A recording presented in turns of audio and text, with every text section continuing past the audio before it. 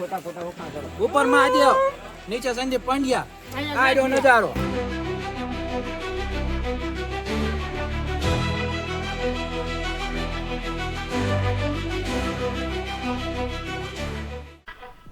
Hello મિત્રો, હું મોહસિન સરસિયા અને સ્વાગત છે તમારું આપણી યુટ્યુબ ચેનલમાં હિડન યાત્રામાં સ્વાગત છે.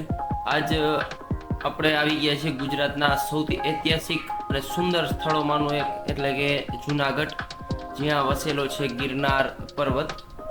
અમે રાજકોટથી સવારે 4:30 વાગે નીકળ્યા હતા પોતાની ગાડી લઈને, અને અત્યારે 6:30-7 આસપાસનો ટાઈમ થયો છે તો જુનાગઢ આવી ગયા. પણ જો તમે જુનાગઢ આવતા હોય તો આ જોઈ લેજો, અહીંયા રજિસ્ટ્રેશન વગર કોઈને એન્ટ્રી છે નહીં. જે સિંહનો બનાવ બની ગયો તે પછી, એટલે ઓનલાઈન રજિસ્ટ્રેશન પણ થઈ જાય છે, અને ન કરવું હોય તો અહીંયા ઓફલાઈન સ્ટોલ પણ રાખેલા છે.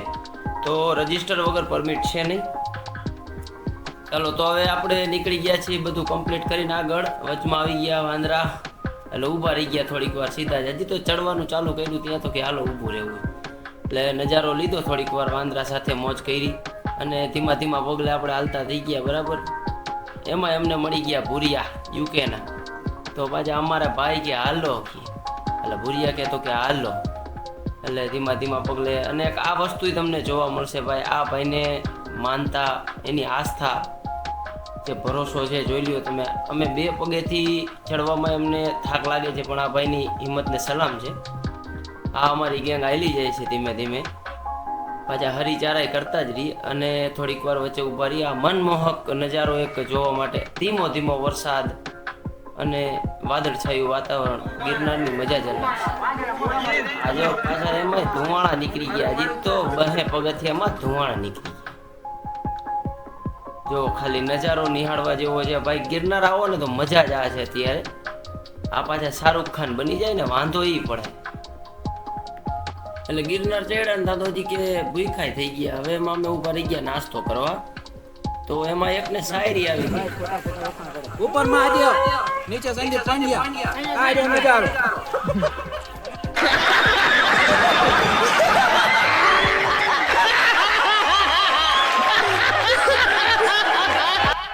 એટલે આના પેટમાં ગાંઠિયા પડ્યા ત્યાં તો શાયરી બોલવા માંડ્યા. પછી ખાય બાય આમ એટલા જોરમાં આવી ગયા ને કે ગાયો ઘા ચડવા જ માંડ્યા. નજારા જેવા હતા ને જોરદાર. પણ થોડીક વારે લેતો ભાઈ એક ફોટો તો મારો પડવો જ જોઈએ, એમ કરીને ઊભા રહી જાય. એટલે જોઈ લ્યો તમે, ખાલી આ નજારો જોવો.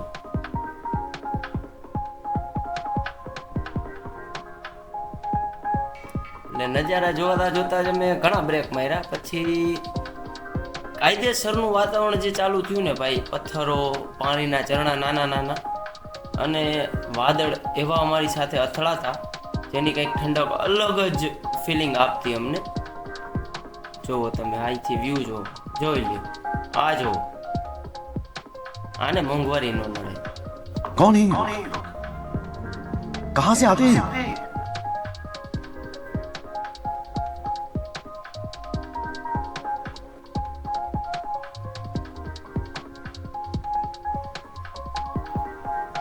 પણ આ જે શિલા છે દેખાય છે મોટી જબરદસ્ત પથ્થરની, એની આરે વાદળ અથડાય, અને એ કંઈક મનમોહક નજારો હોય. અને બાકી આવા નાના અમને વરસાદ ઓછો ભાગ આવ્યો હતો અહીંયા ગયા ત્યારે, એટલે ઝરણા ચાલુ નહોતા. બાકી જે પગથિયાથી વહેતું પાણી જોવા માટે તો ભાઈ, એમાં જો આપણા ભાઈબંધ હામાં મળી ગયા તો કે હાય કરીને પાછા નીકળી ગયા. બાકી જો આ વાદળું આવી ગયું ને એટલે કાંઈ દેખાય નહીં, પણ આવે ફૂલ મજા. હવે આપણે જૈન મંદિરો 2500 પગથિયા આસપાસ છે ને, જૈન મંદિરોનો સમૂહ છે, મોટો એક નાનકડું ગામ જ કહી શકાય. ત્યાં પહોંચી ગયા. બરાબર. અને એમાં મુશળધાર વરસાદ હતો તો ઊભા રહ્યા હતા, પણ વિઝિબિલિટી 0 થઈ ગઈ હતી. અને અમે પાછું ચાલુ કરી દીધું ધીમે ધીમે ચડવાનું. જો પબ્લિક અમારી પહેલાં ધીમે ધીમે ચડતી જ જાય છે. આપણે પહોંચી ગયા ત્યારે અંબાજી મંદિર. જો આ ગિરનારનો આખો મેપ છે અંબાજી મંદિર પાસે, અને સામે દેખાય છે ને એ રોપવે, અહીંયા સુધી ચડી શકો. અહીંયાથી આગળ જવું હોય તો તમારે ચાલીને જ જવું પડે. અને જે સામે દેખાય છે તે અંબાજી મંદિર છે, જ્યાં મોસ્ટ ઓફ પબ્લિક દર્શન કરીને અહીંયાથી જ રિટર્ન થઈ જાય. પણ અમે તો રિટર્ન થવાના નહોતા, એટલે અમે અંબાજી મંદિર પાસેથી આગળ નીકળ્યા ધીમા પગલે. અને વાતાવરણ થઈ ગયું હતું જબરદસ્ત, અને પવન તો ભાઈ વાત જ પૂછોમાં એટલો. એટલે અમે વચ્ચે હાવ ઊભા જ રહી ગયા આ વસ્તુ જોવા માટે.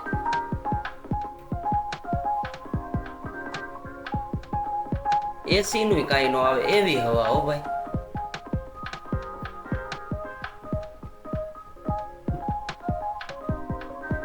જોઈ લ્યો 2 જ મિનિટનો આ નજારો છે, અમને નસીબ થયેલો ભાઈ. બાકી વાતાવરણ ફૂલ પેક હતું. કુદરતનું સૌંદર્ય આ જ છે એમ. ગિરનાર આવો ને આવું ન જોવા મળે એવું તમને બને જ નહીં.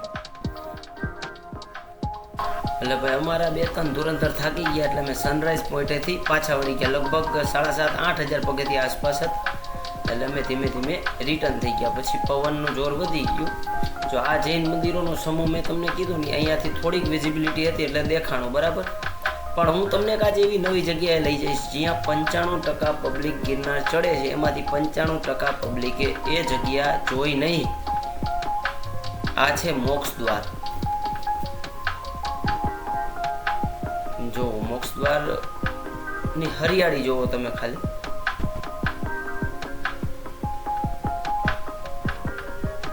મોક્ષ દ્વાર જૈન મંદિરોના નીચે જાય એટલે આવી જાય ત્યાં જ. હવે અહીંયાથી આપણે છે ને આગળ ગજપત કુંડ જવાનું છે. તો એ ગજપત કુંડનો રસ્તો જોઈ લ્યો તમે. જૈન મંદિરોથી ઉતરે ગજપત કુંડનો એક અલગ જ ઇતિહાસ છે અને જબરદસ્ત જગ્યા છે જે 95% પબ્લિક મિસ કરે છે. જો તમે ગિરનાર આવતા હોય ને ભાઈ તો આ જગ્યા અચૂક મુલાકાત લેજો જ. થોડુંક કઠિન છે પણ આવશે ફૂલ મજા.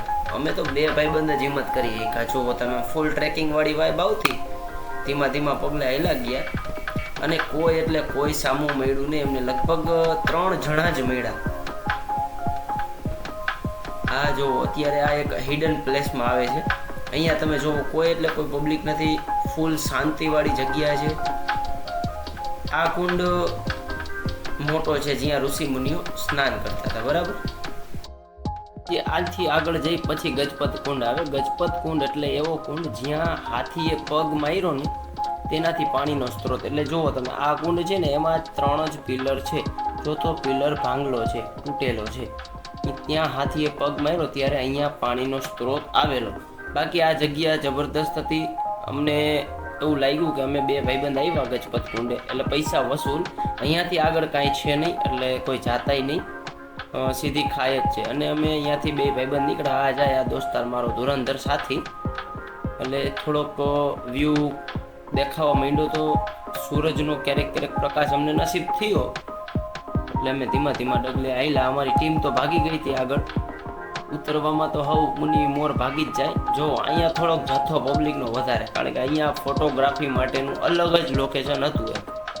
એટલે ફોટા પાડવાનું નામ પડે ને આપણે ઊભા ન રહે એવું તો બને જ નહીં. એટલે આપણે થોડીક વાર ઊભા તો રહી જ ગયા. જો પેલા એકવાર વ્યૂ જોઈ લ્યો તમે ખાલી. મોબાઈલમાં ચાર્જિંગ પૂરું થવા આવ્યું છે બરાબર. તો હવે અહીંથી વ્લોગ શક્ય નથી આગળ. તો આપણી ચેનલને લાઈક કરજો, શેર કરજો અને સબસ્ક્રાઈબ કરજો. બાકી આવા નવા વ્લોગ આપણે અપલોડ કરતા રહીશું. જોડાઈ રહેજો અમારી સાથે હિડન યાત્રામાં.